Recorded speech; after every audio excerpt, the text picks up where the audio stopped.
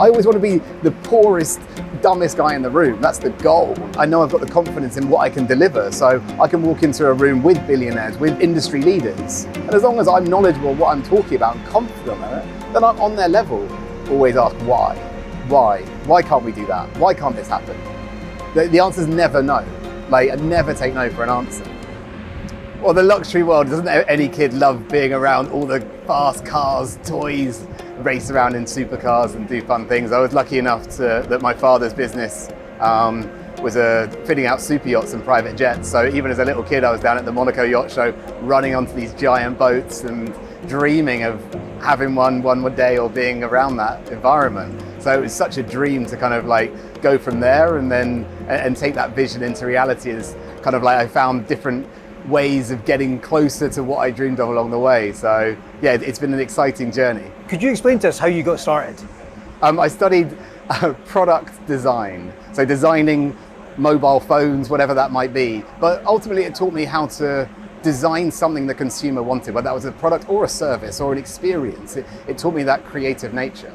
That then led me on to my first internship, and internships are what I would always say is the greatest opportunity. I offer them now in all our businesses. They give you an amazing cornerstone to be able to learn from. So take the hit and don't get paid very much, but take those internships, because that's where you're going to learn and find that opportunity. So I did that, and it was for a creative marketing agency. We were looking after a cigarette brand at the time, and it meant that I got invited to all these celebrity parties because we were sponsoring them. I then became that guy about town that everyone wanted to meet because I was the guy supporting those events. And then that led into a world of me doing PR and my own events with my own company, and then getting connected with the Gumball Rally, which was my first real job, organising a celebrity supercar rally around the world. In organising the Gumball Rally, I met a guy on it called Freddie Laker Jr. And he one day in London said, "Hey, do you want to come for dinner with this guy? He's naming a plane after my dad." And I was like, "Sure, why not?"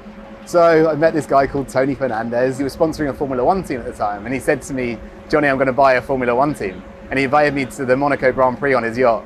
And we went and watched the race from Stelios' apartment.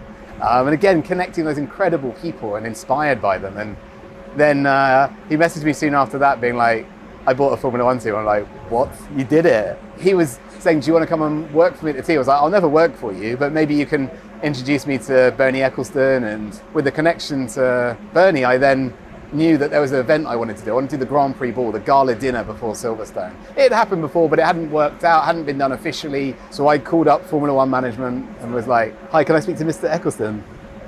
Cool. They were like, "Yeah, we'll let him know." Called up again. "Hi, can I speak to Mr. Ecclestone?" "Yeah, we'll let him know." A week later, I got a phone call. "Hello, Johnny.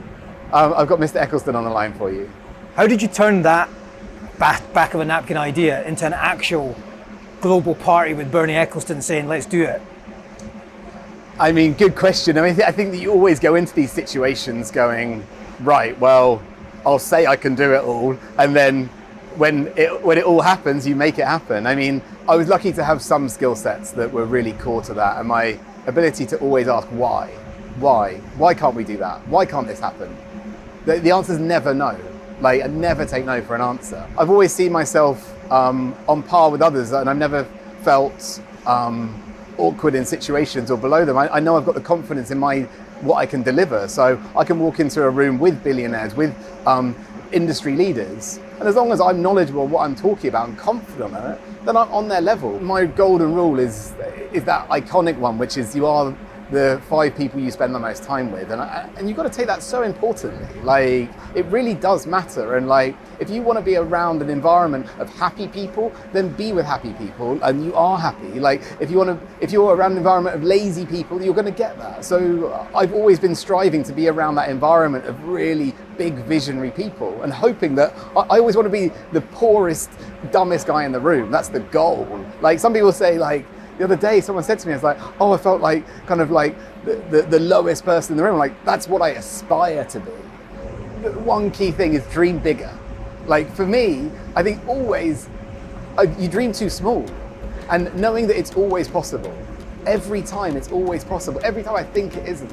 And one of my key experiences that I've learned along the way is every time something that some people might class as negative or not positive happens, something that you didn't plan for, every single time without fail, something greater has come along, and be confident in that being the case.